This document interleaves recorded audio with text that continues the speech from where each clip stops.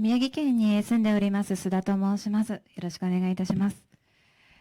本日は皆様お忙しい中お集まりいただきまして本当にありがとうございます。私たち遺族としてこうして発言できる場というのは本当に貴重なもので、こうして皆様に直接お話を聞いていただいたりですとか、こういった配信を通して知っていただけるっていうのはすごく大きなことだと思っているので、ぜひ今日この会見を通して一人で悩んでいらっしゃるご遺族様でしたりとか、ワクチンの被害で苦しまれている方、何か一つでもちょっと助けになるきっかけになればいいなと思っております。先ほど青山先生の方からも少しお話しいただいたんですが、今日は夫のことと、あと私の今の心情というところをお話しさせていただきたいなと思っております。私の夫は36歳でした。一昨年2022年10月4日に、ファイザー製のワクチン2回目を接種いたしました。その時私妊娠中だったので、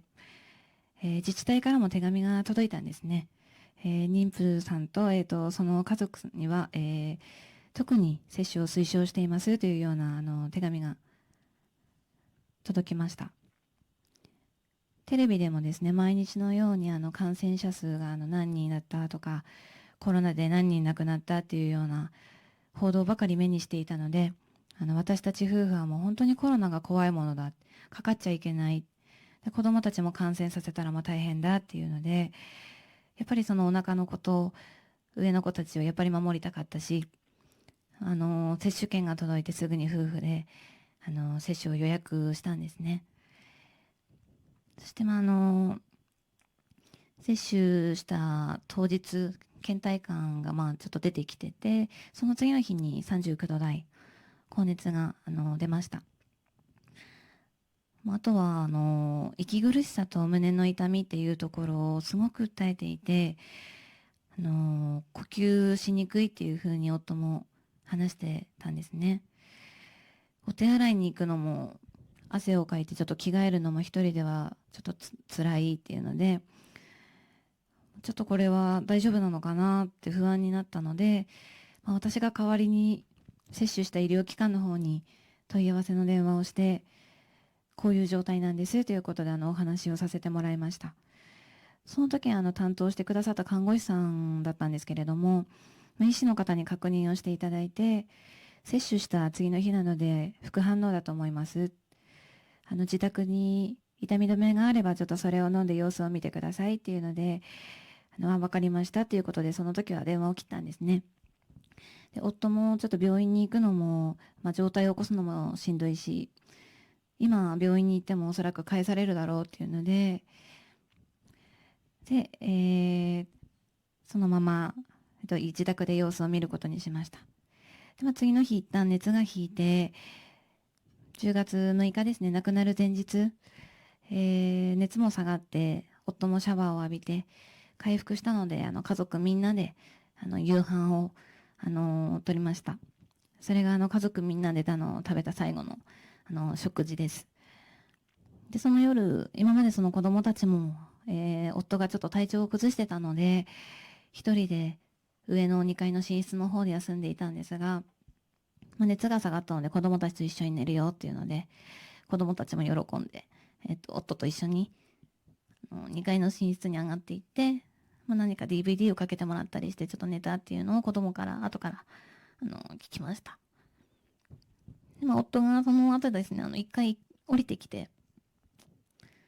看病してくれてありがとうっていうのを言ってくれて、それが最後の夫との最後の会話ですね。当たり前に次の日起きてくると思ってたので、私もちょっと安心して娘と休みました。でも仕事の日はいつも6時半ぐらいに起きてくるんですけれど、その日は夫が起きてこなくて、先に起きてきた長男に、ちょっとパパ起こしてきてっていうことで息子にお願いしたんですが、息子が慌てて戻ってきたんですね。なんかちょっと顔の表情にも焦りがあって、パパに起こしてるのに起きないんだけど、もうその時にちょっともうすごく嫌な予感がして、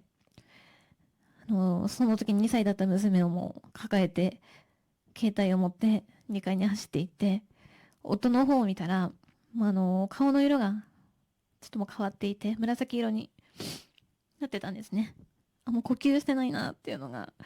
もう一瞬で分かって、もう何回も頬を叩いて、起きてっていうので声をかけたんですけど、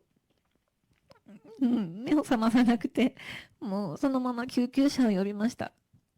で救急隊員の方もおっしゃってたんですが、布団をかけていた下の首から下はやっぱりまだあったかくて、柔らかくて、私も当然助かると思ってたんですけど、搬送先の病院の方で医師の方から残念ですがということで言われて、もうその時どうしてなんだろう、なんでなんだろうっていうことばっかり、もう全然頭が追いつかないんですよ。でも私も一緒に病院に駆けつけた夫の両親も、もう絶対ワクチンが原因としか考えられないと思って、だって前日に普通にね、もう喋ってたし、接種してから副反応で苦しんでる姿を見てたから、それしか原因が考えられない。なので、私たちはテレビだったり新聞から主にはそれまで何かあると情報を取ってたんですけれども、その時やっぱりテレビでも先ほど申し上げた通り、コロナに対する報道っていうのがちょっと異常なんじゃないかというぐらいやっぱ流れていて、そのコロナに対する恐怖心というのがすごくありました。でもなんであんなにそのテレビだったりメディアを通してワクチンを打ちましょうとか、コロナがこんなに怖いですよみたいな感じの報道ばかりしているのに、実際その人が亡くなったらどこも助けてくれないし、何も責任も取ってもらえないし、何よりももうやっぱり亡くなった家族っていうのはもう帰ってこないんですね。もう私も子供たちも一生もう夫に会えないんですよ。もうその時お腹にいた子も、もう父の顔も何も知らずにこれから過ごしていかなきゃいけないし、なのでもうそこから私だけじゃないですね、他のご遺族の方もそうだと思うんですけど、やっぱりもうそのメディアに対する信用だったりも全部なくなりました。なんですけど、あのー宝子さんの今日こういった会見を通して悩まれてるご遺族の方たくさんいらっしゃると思うんですね。一人でどこに相談したらいいんだろうとか、役所に行っても言われた書類だけ書かされて、もう亡くなってから1年以上経っているのに因果関係不明で通されて何も連絡も一つも来ない。